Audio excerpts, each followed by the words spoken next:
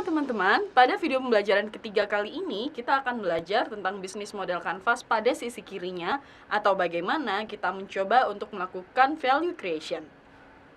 Pada video pembelajaran sebelumnya, kita telah mempelajari tentang sisi kanan dari bisnis model kanvas atau BMC yang menjelaskan tentang strategi perusahaan menyampaikan value yang ditawarkan lewat produk atau jasanya kepada target konsumen.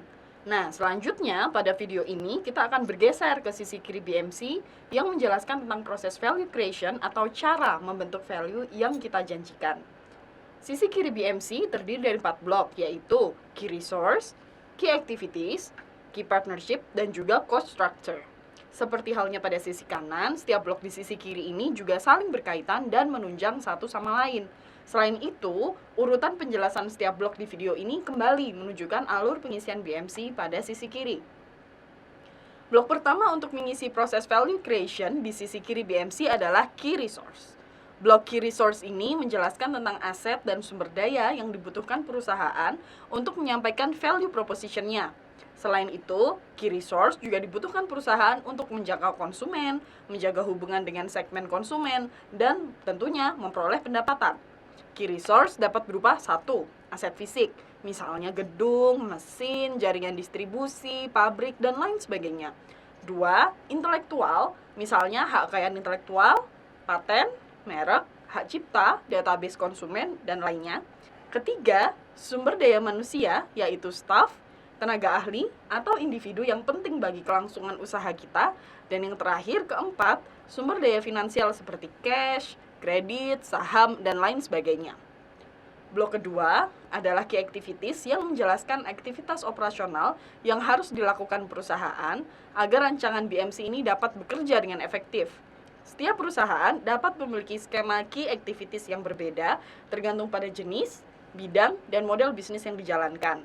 Secara umum, key activities dapat dikategorisasikan menjadi 1. Production.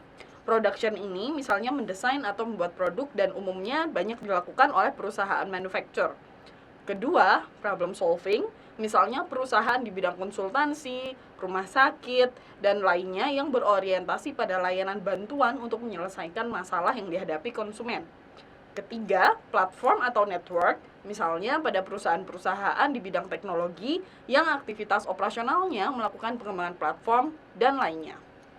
Berikutnya, di blok ketiga adalah Key Partnership, yang menjelaskan sistem kerjasama yang dilakukan perusahaan dengan pihak lain, seperti suppliers, distributor, dan rekan lain yang mendukung aktivitas bisnis.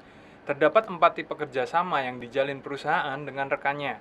Pertama, ada Strategic Alliance, atau kerjasama strategis dengan pihak lain yang sifatnya non-kompetitor. Contohnya, Grab bekerja sama dengan Halodoc memungkinkan konsumen berkonsultasi kesehatan di Halodoc dan menerima obat yang diresepkan dari Grab Health.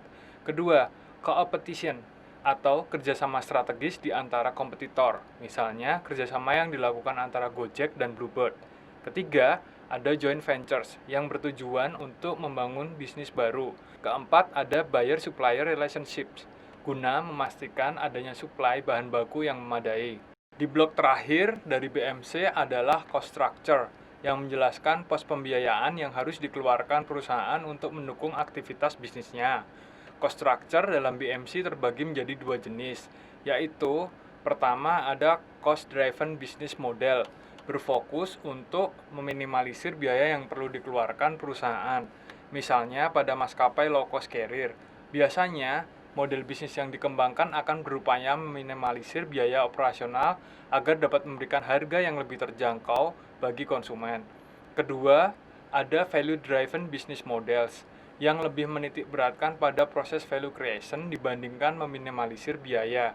Jenis ini banyak digunakan oleh perusahaan yang menjual produk atau layanan eksklusif seperti hotel premium, mobil mewah, dan yang lainnya. Selanjutnya, cost structure terdiri dari beberapa kategori, yaitu pertama fixed cost, merupakan biaya yang pasti dikeluarkan oleh perusahaan terlepas dari biaya layanan atau jumlah layanan atau produk yang diproduksi. Contohnya, gaji karyawan, sewa bangunan, dan yang lainnya.